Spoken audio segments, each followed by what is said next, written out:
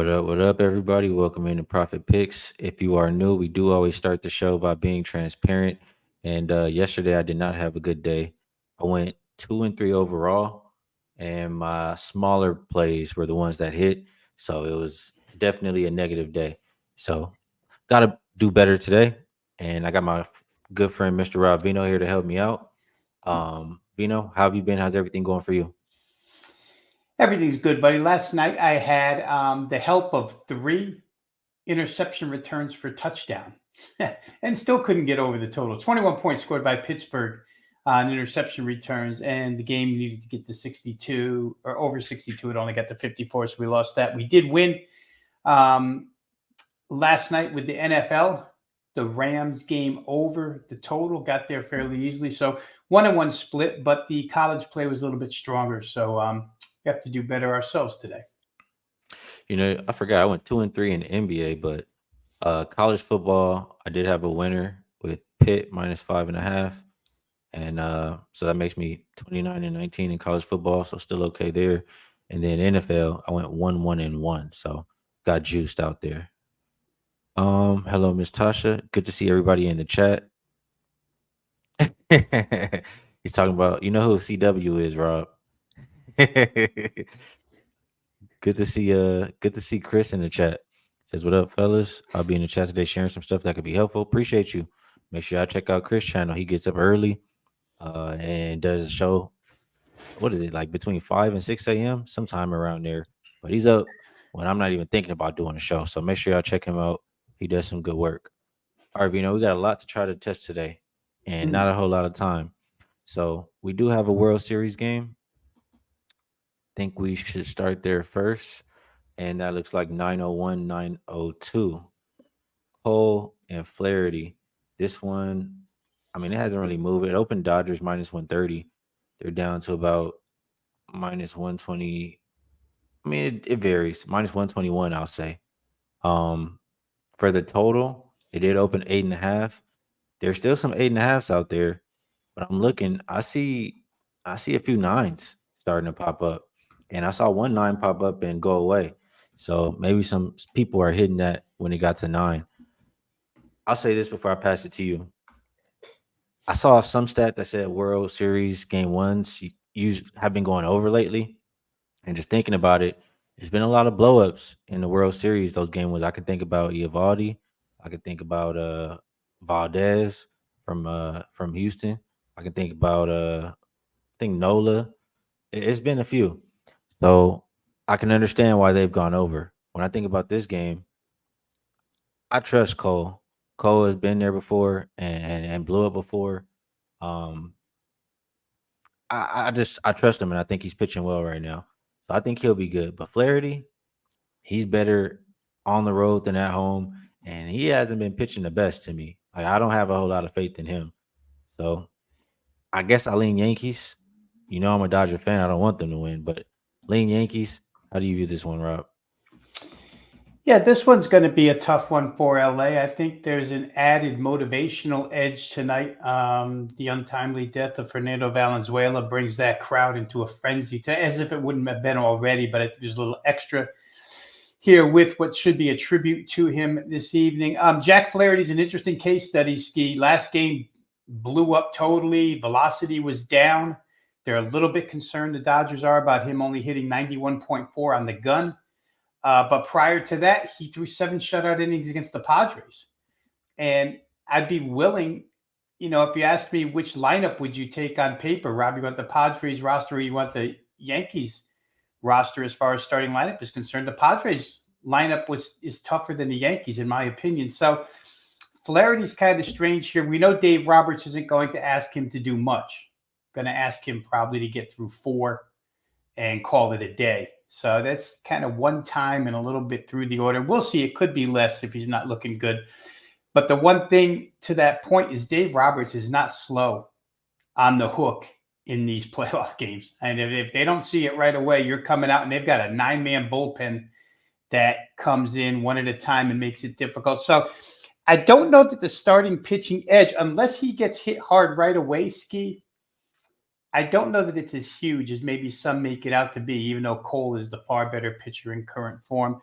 Lineup wise, I think Dodgers. Bats, I think Dodgers. I really like them more for the series than I do in this particular game.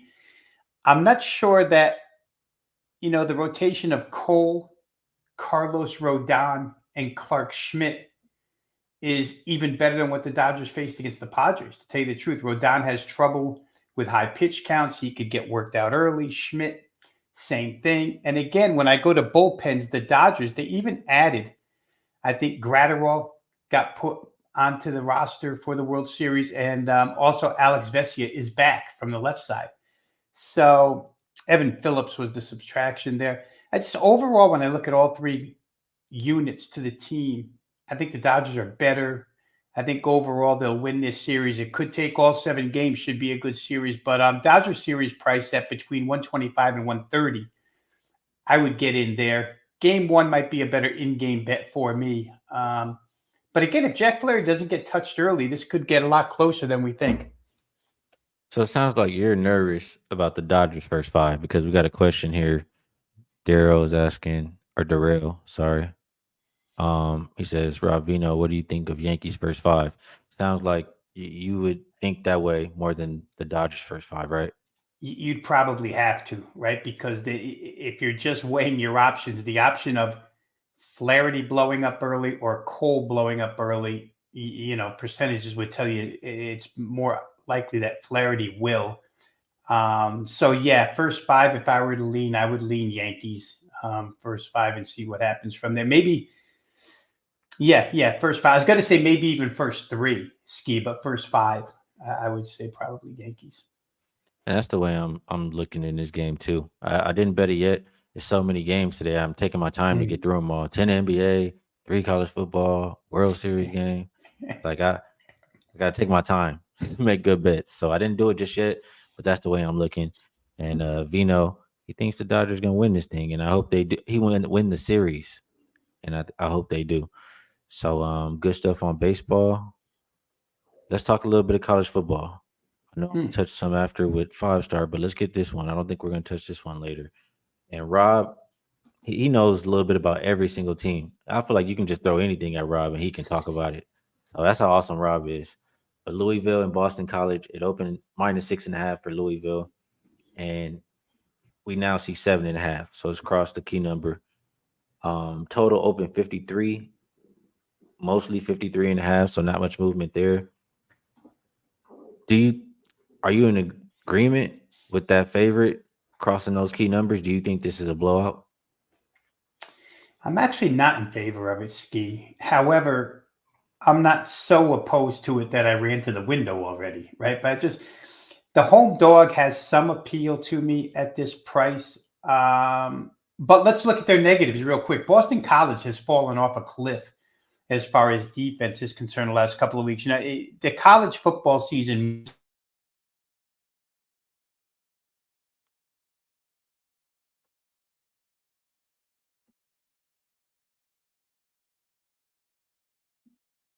Is it just me?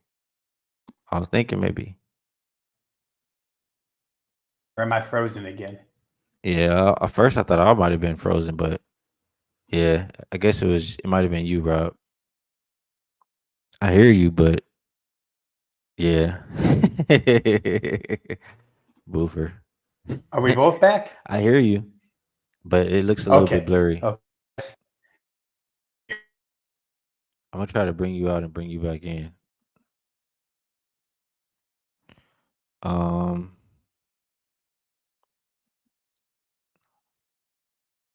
Yeah, nothing. Well, I can't talk about college football, so I guess we'll just have to move on from that one. I see him moving in the back. Okay, here we go. Here we go. Gee whiz. All Technical. right, we good now. Real quick, just to wrap this up. Boston College, the first couple of weeks of the season against Florida State and Missouri, that's sometimes what you think of because the season moves so quickly, but recently it hasn't been that good for them from a defensive standpoint. Now, for Louisville, the same can be said. There's a little more explosiveness on the Louisville side, but the one thing I'll say about BC, and one thing that would scare me about laying 7.5 here, is that they do run the ball and they do can keep it out of Louisville's hands, and they can control the clock, which makes 7.5 look big. It's a Friday night isolated game, big for BC. I understand that for Louisville, you're trying to make a bowl game. Both teams are. Louisville had higher hopes.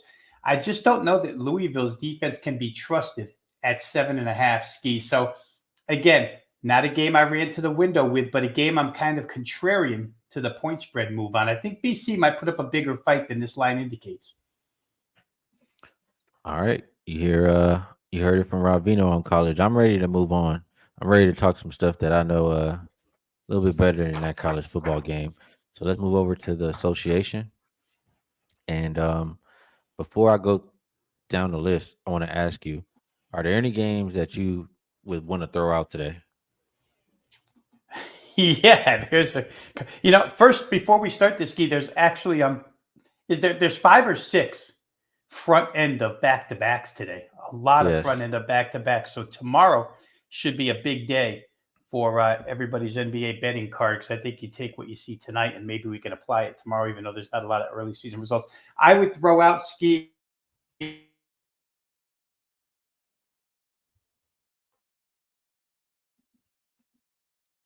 All I have no right. use for the You ones were with frozen. You were frozen. just a couple games that are like 11.5. I didn't pay a Okay. lot of attention to. All right. So the big spreads, we'll stay away from those. All right. So we'll start with 533. Why do I not? There we go. 533. Philly and Toronto opened up Philly minus 4.5. They're now 5 at most shops. There are some 5.5s out there. Total hasn't really moved. Open to 19.5. That's still the consensus. For the injury report, let me just refresh here. You have RJ Barrett and Quickly both doubtful. Bruce Brown, Kelly Olynyk, and Walter all out. And then for Philly, we know they'll be without Embiid and Paul George, but we also have Caleb Martin on the injury report, but he's probable. He's likely to play. So I think they'll have him out there. Raptors look pretty bad, Rob. They look pretty damn bad, and they're injured, so it makes sense. They're missing a lot of their key players. And quickly went down last game, so it makes sense why they look that bad. Sixers missing some players too. Are they still just that much better than these young guys over there in Toronto? I kind of think so, Skee. And I also always like, when you get Nick Nurse back in Toronto, I kind of like that edge a little bit. But one quote stuck out to me from the Toronto head coach, who said, "We did not get any rim protection." And that refers back to game one. And it also, to me, just goes back to what we talked about the other day, where Toronto last year at the very end became no more than almost like an exhibition style team, just try and outscore somebody. And they don't have enough bigs. They don't have enough scoring ability with all the injuries you mentioned.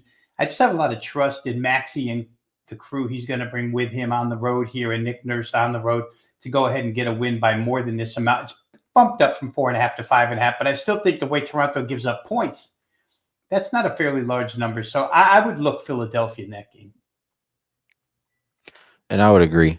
The reporters after the game, they're already on Maxi like, well, is it just pretty much asking him about playing without Embiid? And he's like, man, he's not even letting him finish the question. He's like shutting it down. He didn't want to hear it. So I think we'll have a big game from Maxi. He didn't shoot the best. I think he was 10 for 31 or something. So I think he'll play a lot better. Maybe his point prop is something to look at there. And I think Philly can score as much as they want, really. But I it's hard for me to see. I mean, as long as I don't see a lot of offense on their side of the ball, that's what I'll say. Not that Philly has the greatest defensive unit out there today, but I don't see a lot of bucket getters over there for Toronto. That's all I'm saying. So we'll move over to the next game, and that looks like 535, 536, Brooklyn and Orlando. Oh no, we'll skip that one. My bad. Next one, this one is a good one. Pacers and Knicks. Opened up Knicks -5. They're 4.5 point favorites. total opened 225 and a half, and it's been pushed to 227. As far as the injury report, we know the Knicks are without Mitchell Robinson and Achua. McCullough also out. Isaiah Jackson, game time decision for the Pacers. This is a chance for the Knicks to get a little bit of playoff revenge. Um, but I'm not sure that I think they can. I mean, Bridges for one, I'll start there. He didn't look so good. He changed his shot back mid game because it was so bad. So he has to figure himself out, get some consistency, and these guys got to learn how to play together. That's kind of I'm not faulting them for losing to Boston the way they did because I know Boston's a well-oiled machine and they're motivated, but I still think it's going to take a little bit of time for New York. Um, on the flip side, the Pacers they brought back all the same guys. They have that continuity, and they're healthier than last year. So they know they're confident that they can beat these guys because they just did it. Giving them 5 points here, I, I feel like that's the only way to look at it for me. How you feel about it, Vino? Yeah, maybe we can parlay up Ski because the first bet I made today was this game over 227. We remember that playoff series from last year in Indiana, game after game after game, even though he wasn't even involved because Tyrese Halliburton was hurt for that series. Remember, there was a lot of TJ McConnell, a lot of Andrew Nemhard, a lot of offense still, even without Halliburton. But point being, every game, it felt like when we would look at quotes or previews for the game, Halliburton would be telling us, we're going to run. We're going to run. We're going to run. And you watch Boston make 29 threes, shoot 61 in that. I'm not saying Indiana is going to make 29 threes or even shoot 61, but they're going to play the same way. And they'll probably play a tick faster. I don't know that Karl Anthony Towns brings any extra defense to the table here. He could bring extra scoring, though. I think the Knicks can score. They showed last year that in that fast-paced game, they would go right with Indiana. Lost the series, but they still scored. So when I was waiting for these lines to pop up, I'll just tell you real quick, I was looking for something in the 232 and a half, 233 area, and then it came out 225. I was like, well, you know what? Before the odds maker wakes up, let me get in. It's now 227. I still think this game makes it up and over 227. Indiana had a little bit of a rough game with Detroit the other night. Didn't pull away until the fourth quarter. But when they had to lean back and do it, they did it. So I like this one up and over the total. People in the chat agreeing with you, and I can't say I disagree. I feel like the Pacers force anybody to play at their tempo. It's just a matter of if shots will be made. Um, so I can't really talk you off there. There were a few comments that I wanted to point out here. See if I can find them again. Sorry, guys. What up to Munoz as well? I saw Munoz and RC in the building. Appreciate y'all. Make sure y'all check them out. They both do good work as well. So this one, Star Child says Jay on his show like in Knicks first quarter and lean in first half full game. This makes sense to me to like the Knicks early because I feel like right now the Knicks are kind of top heavy a little bit. They do have a little bench, but Pacers can literally just swap their starting five out for a whole another starting five and have little drop off. So I think that the bench for the Pacers is what keeps them in this game, and if not win it for them. So I would agree. If you like the Knicks, you want to get that first quarter. What do you think about that, Vino?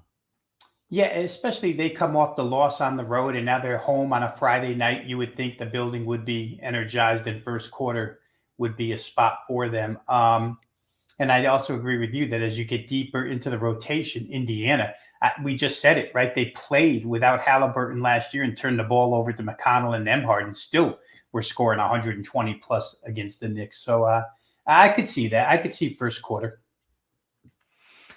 All right. Let's Casey says they're missing their backup bigs, right? Well, Jackson is not ruled out yet. They did lose Wiseman for the season. That definitely sucked. But we'll see if Jackson's going to be out there today. He's not out yet. It's just game time. My bad. Let's get over to the next game. And we're going to look at skip that bad boy right there. That's some I want no parts of that. Charlotte and Atlanta. Opened up Atlanta -5, hasn't really moved. Total though dropped from 231.5 to 226.5, and this makes sense. We talked a lot yesterday about the coach for the Hornets, the new coach, and kind of having keeping them accountable for playing defense and having everybody locked in on that defensive end. And we saw it in that game. They had to play some defense to come back and win, right? So we saw it in that, and that's something I had to see to really believe it. I could hear it all I want, but I feel like the last coach was begging for them to play defense and they didn't. But they're coming in here with a new mindset, and their unders might be a thing. Just play them overnight for the next few games until the market starts to realize they're that good on defense. For the Hawks, Trey's my boy. I like LaMelo too, but it's a tough game for me to pick sidewise. So I'll lean with the market towards the under. What do you think, Vino? Yeah, two teams, right? When we talked the other day, we talked about both. Now I banged my head against the brick wall. I thought the Houston Charlotte game, when it came down in total by 6 points or whatever it was, I thought I had to step in and play over. Like you can hear it from a head coach, Charles Lee. Once again, you come from the Boston system. You want to shoot threes and you want to play defense. They didn't play a lot of defense in the first half, Skee. I think we're starting to hit on this. They gave up 60 points to the Rockets first half. But second half, shaved that right down to 45 and came back and won that game. So that's the sign of a team that is, going to give us 48 minutes, not go away if they're facing a deficit, because the deficit at halftime was pretty big. So maybe a little bit of early credence to what's being sold in Charlotte. Maybe it's going to get bought, not sure. But the same thing was said by Quinn Snyder, right? Third year in, or 2+ years in. And the other day we talked about him saying that defense was going to be the key to his team. Well, not so much. The Nets scored 116, so maybe good on one and not on the other. When I put those together earlier, I thought maybe I would get to Charlotte at +5 here as the underdog, just thinking that maybe they play a little bit harder than Atlanta does on the defensive end. And maybe I still could. I don't think I could play the Hawks in this game. But again, you wanted a couple more points here. I probably would have wanted 6.5, 7 in the case of Charlotte. But I wouldn't be surprised if off of that game the other night, they're a little bit energized and come in here and win again. I didn't read the injury report, but that also makes sense why the under, is moved towards the under too. Bogdanovich out for the Hawks. That's some offense. Brandon Miller out for the Hornets. I can understand why this one is moved, and I'm not sure it's moved far enough. So I'm gonna think about that under while we move it on. I'm gonna have a big short list, and I'm gonna make my bets. I have some bets I've already made, but I'm gonna do some additions after I finish my shows. I have a few shows back to back to back, so getting my short list nice and ready. Next game up, we'll go to Grizzlies and Rockets. Opened up Rockets -1.5. They're now a 3.5-point favorite. Total open 217.5, and it's up. It looks like it's as high as 226. Injury report for Memphis. Same people who missed the first game. You have Jaren Jackson Jr. It says game time, but it's pretty sure he's doubtful. Gigi Jackson, Luke Kennard, Spencer, and Vince Williams all out for the Rockets. Steven Adams is out. You have Dylan Brooks and Cam Whitmore probable. I'm not sure. Like, the only thought I have about this Grizzlies team is, why is the coach not playing Ja? Like, why was he? It was too many times where he's on the bench. Like, I don't think he even played 30 minutes. The rotations were just so weird to me. And then he kept him out for most of the fourth quarter. Like, I just didn't like the way the rotations were for this team. So I feel like maybe either he needs to get in shape, or they're trying to figure something out. I don't know. But whatever it was, I did not like it for the Grizzlies team. For the Rockets, trust their coach. I know they lost that first game, but I will lean towards them bouncing back here. Do you agree with that? Or are you maybe looking at that total that continues to climb? Well, some of that climb is my money, Skee. So, There you go. we got in there a little bit early. It's up there now. But let me talk about side for a second here, because Houston's in the second of back-to-backs. First half looked really good. We just talked about it. Second half shut down by Charlotte. I could see them playing a more complete game here against Memphis. I was just going over numbers while you were talking about Ja's shortage of minutes. There were 7 players over 20 minutes the other night. Ja only did play 27:56, so 28 minutes total.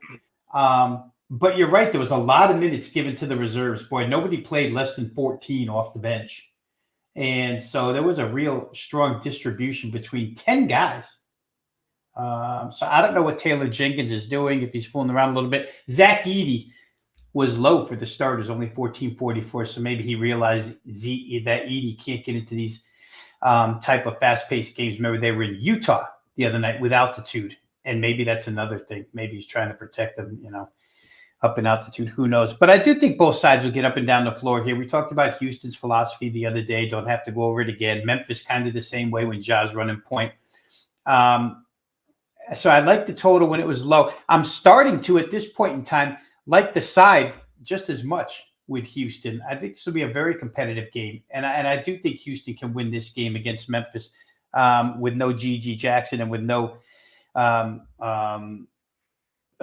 Jackson Jr. So I don't know. I think that my recommendation would be I definitely play total, but I think it's too high at this point. I got a much better number. And I do think that Houston can, if not win this game, come extremely close. So I like the Houston side a little bit the more I talk about it. All right, so we agree here. Houston is the way we're thinking. I'll write that on my short list as well. And we'll keep it moving down the list here. I think we got about 14 minutes. So let's see. We'll skip. Did you want Milwaukee, Chicago? That is 10 points. I think we can get past that one. Yep. Golden State and Utah. That's where we'll go. Opened up Golden State minus 4.5. It did drop to 3, but now it's back up to 5. So when it was dropping down, it was I was not understanding why it's happening, but now it's going back up. Total open 233.5. It looks like 235. I see Melton game time decision for the Warriors. And then I see Collier and Juzang out for the Jazz. Melton is probable, by the way. So Warriors look really good. It took them a little bit to get going in that last game, but them in their 12-man rotation got the job done by 30 points, I think it was, something like that. The Jazz, feisty up until the last second, did get the cover in that last game. And the Jazz team, if my memory serves me correctly, usually gives the Warriors trouble year after year after year. So that's why I thought this one was low. Any other reason, though, I don't know why I'll get there with the Jazz. I guess I don't have a strong opinion on this game. I think the Warriors should win. They're the much better team, in my opinion. Could you disagree? I wouldn't. And I like what I saw of the Warriors, Skee. We talked the other day briefly about Golden State, and I had mentioned I thought that they did some good work on their bench. And what they showed me in that game against Portland is they may be back with that lightning type pace and quick bucket scores. They looked really good offensively the other night. And it's perfect to come into Utah with, because that's what you're going to get from Utah. They're not going to try and slow the Warriors down. And real quick, back to the up and down with the line movement. I think it was because there was a little bit of question about Steph and Draymond. And then they, I think, were listed as probable a little bit ago. I think I'm reading right now, Draymond Green listed available to play, Steph Curry listed available to play. There was some question about them, but they went through a shoot around earlier. So they're good to go. The whole team's good to go. They've had a day of rest. I think they'll score. Again, you'll probably hear me a lot this year, like you did last year, talking about Utah's home offense and their tendency to get over. That was the easiest play I've had in the NBA so far this year, was that game the other night, Utah at home over the total. So I wouldn't look the other direction this time. I'd stay the same course, thinking that game is going to get beyond the 235. Golden State's the deeper team. But you're right. Utah's just pesky at home, Skee. And the fact that they can get to 120 plus on average at home would bother me with laying points, but I'm not too worried about taking over 235. Casey says, talk about our defense. It's back. I'm gonna just, go refer to this comment right here. We like what we saw with the Warriors, definitely, but they also played the Blazers. So let's settle down a little bit. Let's wait until we get some sample size with some better teams before we start saying, that defense is back to an elite level. Um, Rob likes the over.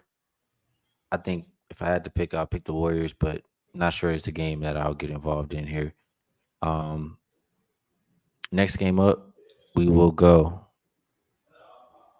Suns and Lakers. We might make it through these last two. Opened up Lakers -2.5. They're now 1.5 point favorite. Total open 229 is down to 226.5. Injury report for the Lakers. Same usual suspects who didn't play in game one are out. Vanderbilt, Wood, Koloko, Hood, Shafino. For the Suns, Okogie out, Bill and Grayson Allen, both probable, so they should be out there.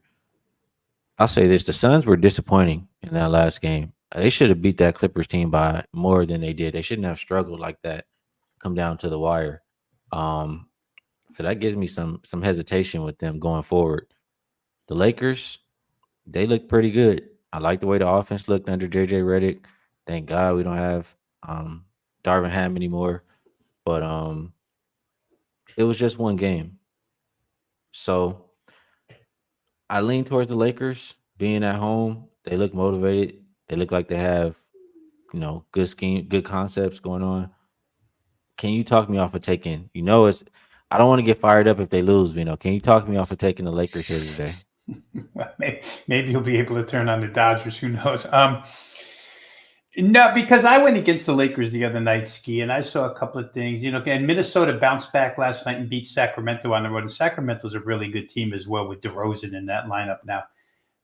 So the Lakers winning game one is meaningful against Minnesota. And the way they did it was meaningful, especially on the defensive end. I thought LA was really good defensively the other night and looked a little more cohesive. I like this Phoenix team. We talked the other day about teams that were disappointments last year that I think will come out of the gate quick this year. Phoenix did get the win, but as you mentioned, it was a struggle. At one of these two, is it Phoenix? Somebody's got a back-to-back. They've got to look ahead to tomorrow. Could be the Lakers having Sacramento. No, the Lakers have Golden. No, the Lakers have Sacramento at home tomorrow is what it is. Yeah. So what I got written in my notes here to watch this and play tomorrow. So that's probably the way I'm going to approach it. I will see what happens here tonight against Phoenix. And then based off of that result, maybe make a play in that Lakers-Sacramento game tomorrow. Total has come down here. People bet it down to 226.5, which I think goes with what I was saying earlier. Maybe some of us impressed with the Laker defense against Minnesota. Well, like I said, it's early. Just one game. We'll see if they can do it for a couple. Do it for have some consistency is what I'm trying to say there. Let's move over to the next game. Let's knock it out before we have to get out of here. We made some good time today.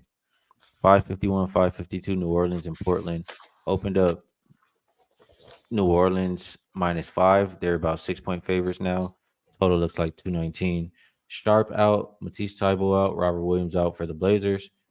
DeJounte Murray out, Trey Murphy out for the Pelicans. Before the season started, Rob, my bad. Before the season started, I said that I think the Blazers' first quarter will be a good bet if you just continuously bet it. And they gave the Warriors a fight in that first quarter before they let the rope go. But I just think that the starting lineup is talented. And I think they're talented enough to hang with this Pelicans crew here tonight. So first quarter, I don't think the bench, they have too much of a bench. That's why you got to get in and get out with these people. So best number I can see right here is Portland +1.5. Can you talk me off of that? Or how are you looking at this game? Nah, I won't talk you off of it. I'll just tell you how I looked at it. And I talked about Indiana, New York being the first bet I made in the NBA today. And this was the second. I played New Orleans team total over 112.5. Boy, I thought that was slight after watching them give up 139 the other night. let go of the rope probably isn't even a strong enough term for what they did defensively against Golden State. And I get Golden State's got that deep rotation and they run, they run, they run. But for the Pelicans, I think Alvarado's back tonight, gives them a little extra bench help here. And the Pelicans starting lineup should be able to do some damage throughout 48 minutes here as far as score is concerned. Asking them to get to 113 against Portland, I just don't see them as a good enough defensive team to stop that. That's 26 points less than what Golden State got the other night, and you still get the win. So for me, it was pretty easy. It was just New Orleans play that side, team total over. They could lose the game and get to 113, but I think they'll get to 113. Matt G says McCollum back in Portland. That could be something to look at there. Casey says Blazers not defending the three. I don't see a whole lot of 3-point shooters over here on New Orleans tonight, so I don't think that's something that we have to worry about. All right, Vino, we made it through with a couple minutes to spare actually. So Look at us.